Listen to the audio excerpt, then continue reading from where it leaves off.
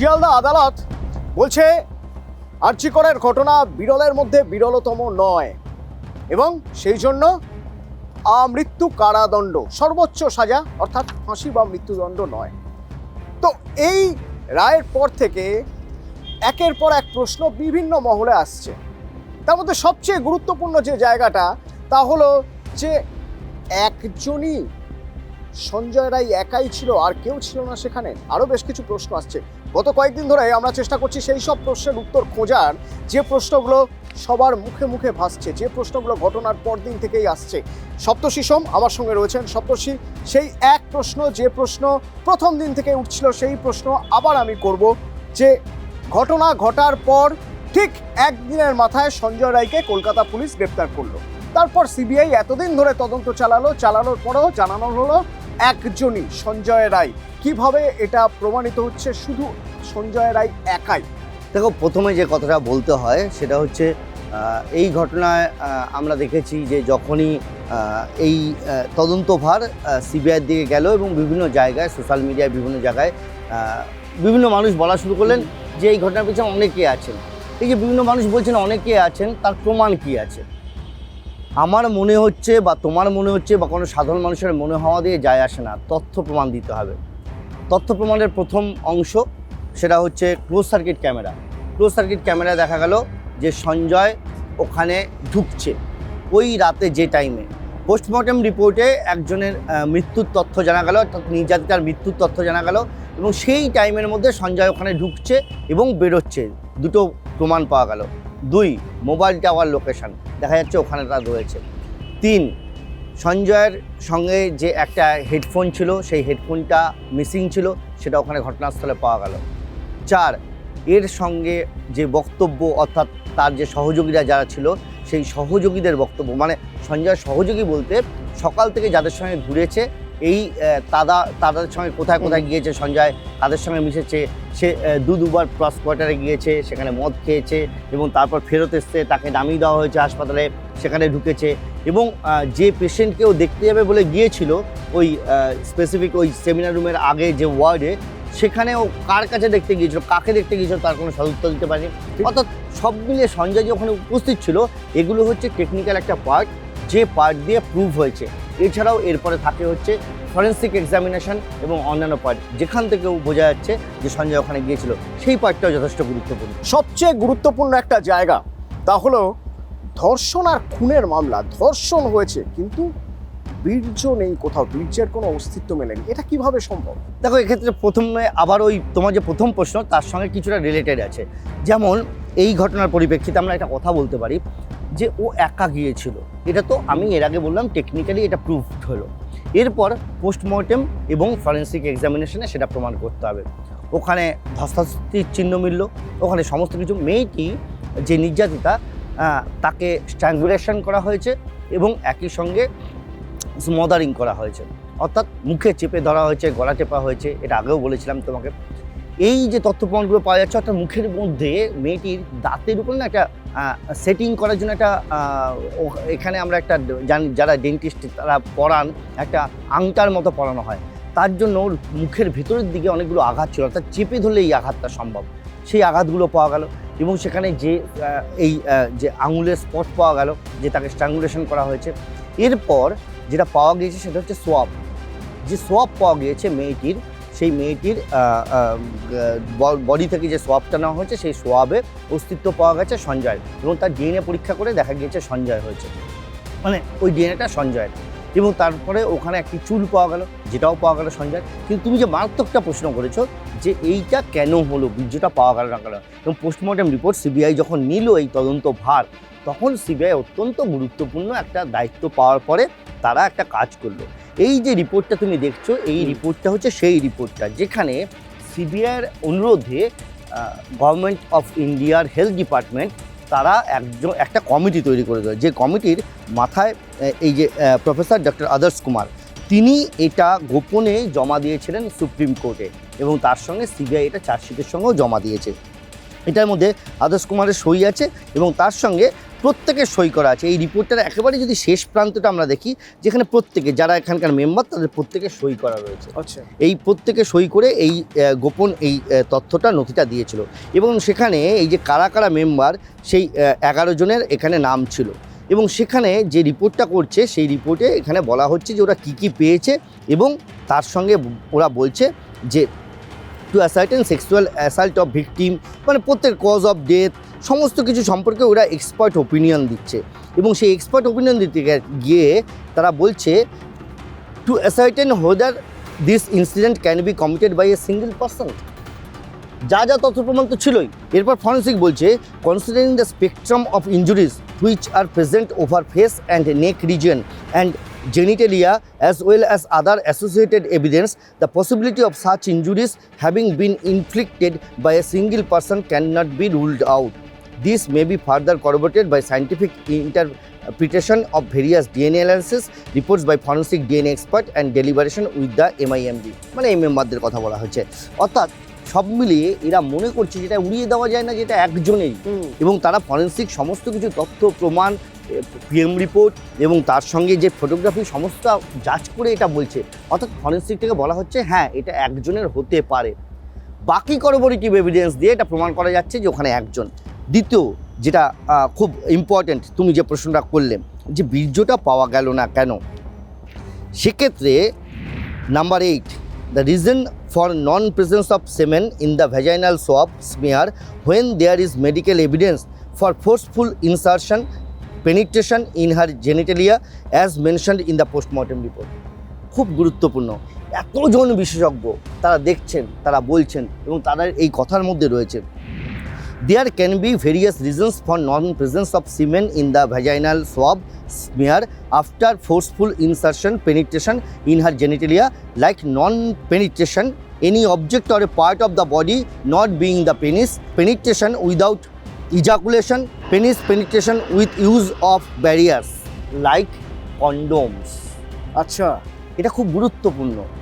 দেখো তার মানে এরা কি বলছেন বিশেষজ্ঞরা, যে যখন কোনো এই ধরনের ঘটনা ঘটছে তখন বীর্যের অনুপস্থিতিটা প্রশ্ন তুলতে পারে।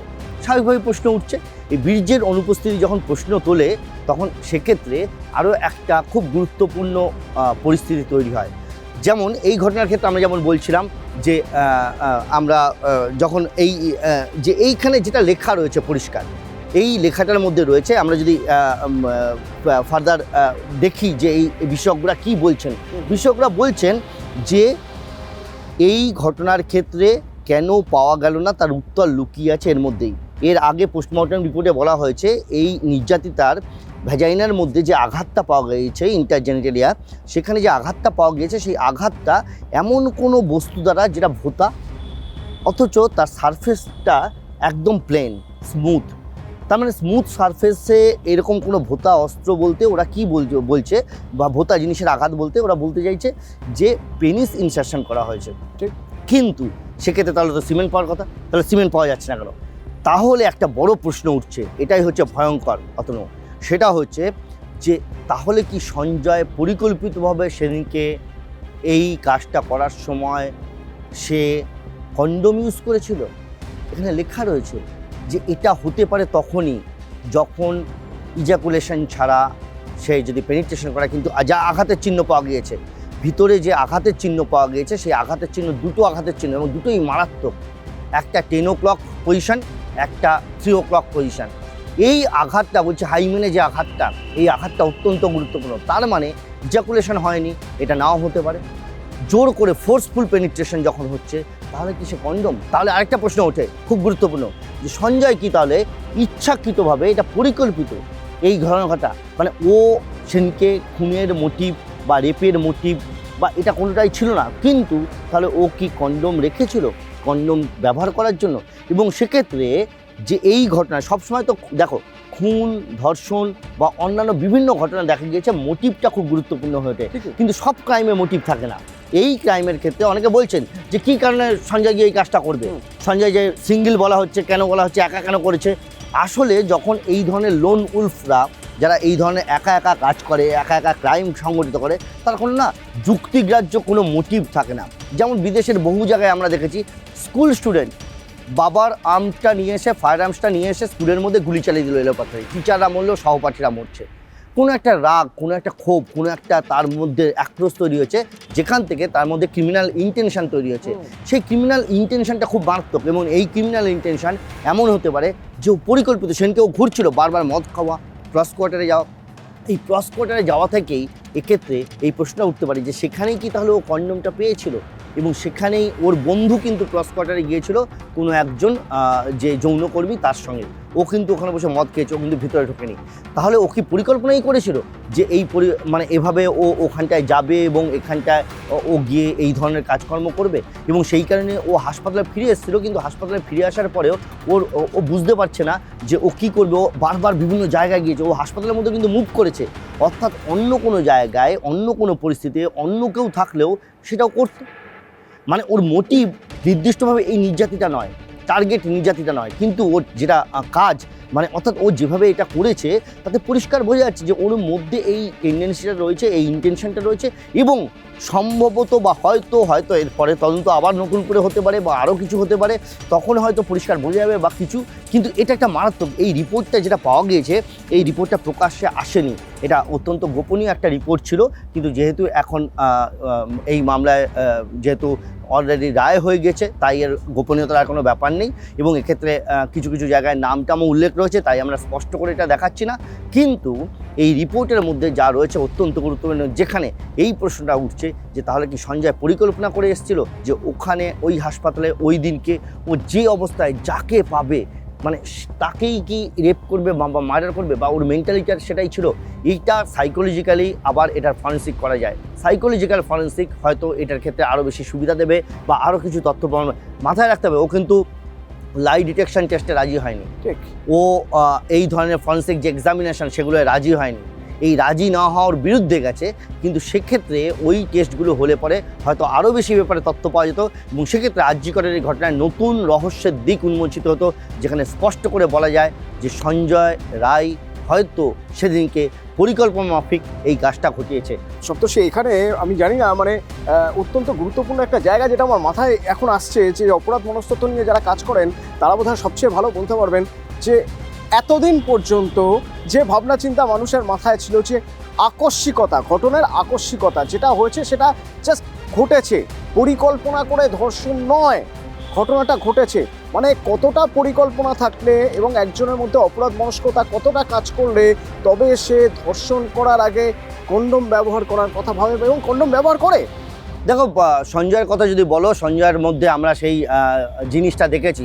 সঞ্জয়ের অপরাধ মনস্তত্ত্বের কথা যদি তুমি বলো, তাহলে এই ধরনের অপরাধ মনস্তত্ত্ব বা লোন উলফের কথা যেটা আমি বলছি, দেখো সঞ্জয় প্রথম বিয়ে করলো, বিয়েটা 2 মাসের মধ্যে তার যাকে বিয়ে করলো সে চলে গেল। পরে আরেকটা বিয়ে করলো, সে কিছুদিনের মধ্যে আবার চলে গেল। তারপর একজন বিয়ে করলো, সে পরে ক্যান্সারে মারা গেল।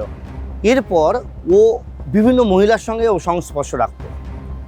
এমন একজনকে ও সেদিনকে ফোন করেছিল যার টালা এলাকায় বাড়ি, একজন মহিলা।